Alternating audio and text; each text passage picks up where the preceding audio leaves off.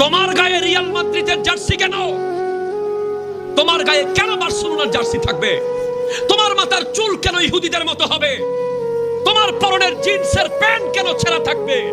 তুমি কেন 3/4 প্যান্ট পরবে? তোমাকে কি আমার নবী সুন্নাহ দিয়ে যায় নাই? তুমি আমার নবীকে কি জবাব দিবে? তুমি কি জানো আজকে তুমি যে নিজেকে মুসলিম দাবি করছো, এই ইসলাম দাঁড়িয়ে আছে রক্তের উপরে, রক্তের উপরে।